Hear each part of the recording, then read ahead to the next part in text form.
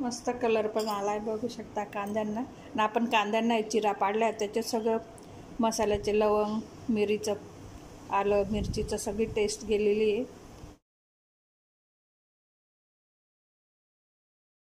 नमस्कार. आज मी विनेगर मधला कांदा बनवते.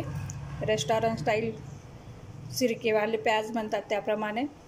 हॉटेलमध्ये गेलं म्हणजे आपल्याला असे वेगवेगळे प्रकारचे कांदे डिशमध्ये सर्व करतात, त्याप्रमाणे आपण हा बनवतोय.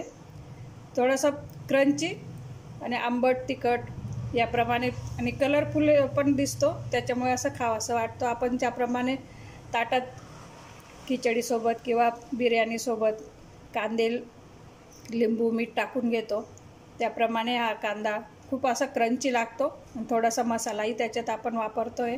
जेवढे कांदे बनवायचे तेवढी बरणी घ्यायची, त्याच्यात मावतील तेवढे कांदे आपण पुढचे मागचं टोक काढून घ्यायचं आहे. आणि वरचा जो बारीक पापुद्रा असतो तो पण काढून घ्यायचा, पातळ पापुद्रा. आणि मध्ये असे कट देऊन द्यायचे, म्हणजे त्या कटमध्ये मसाला, विनेगर, मीठ तसं जिरेल तर मसालेदार कांदा लागेल आपला. त्यासाठी सगळे कांदे धुवून ठेवले आणि सुकून घेतले थोडे पाण्याचं. त्यासाठी तिखट मिरच्या घेतल्या मी 5 ते 7 मिरच्या घेतल्या. त्याचे 2 भाग करून घ्यायचे. थोडं आलं घेतलं आहे, त्याचे स्लाइस करून घ्यायचे किंवा किसून घ्यायचा. अर्धा बीट घेतला आहे, त्याची साल काढून त्याचेही छोटे छोटे तुकडे करून घेणार आहे मी. 1 ते 1.5 कप पाणी ठेवलं आहे मी. चांगलं बॉईल करून घ्यायचं, उकळून घ्यायचं आहे.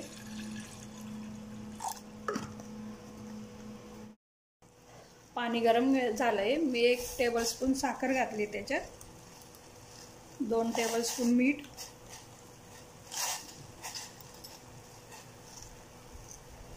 मिरी घेतले मी 10 ते 15 मिरी घेतले,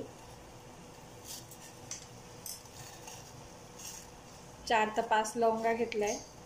उकळू द्यायचं आहे आपल्याला हे छान. त्याच्यात बीटाचे तुकडे केले ते टाकून घ्यायचे.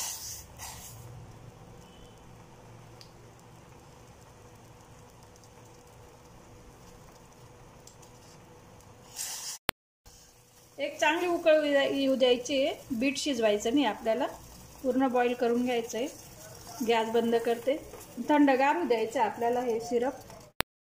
त्यासाठी आपल्याला काचेचीच बरणी घ्यायची, स्वच्छ धुवून पुसून घ्यायची. आधी आपण कांदे त्याच्यात रचून घेऊ. मिरची पण त्याच्यात टाकून घ्यायची, जिकडून मावेल तिकडून. छान तिखट मिरची घ्यायची, म्हणजे विनेगरमध्ये अशी मुरली, म्हणजे जेवताना छान अशी विनेगरची मिरची.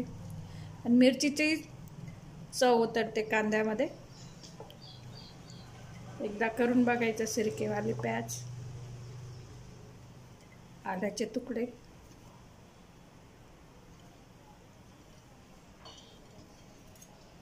तर पूर्ण थंडगार होऊ द्यायचं आहे. गार झालं आहे ते.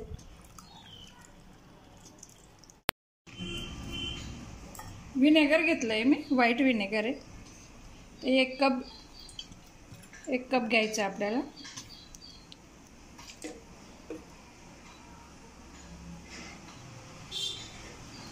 पूर्ण आपण या बरणीत टाकायचं आहे. आणि 24 तास ही बरणी झाकण लावून तशीच ठेवायची. 24 तासात कांद्यांमध्ये मसाल्याची टेस्ट उतरेल आणि छान असे क्रंची होतील.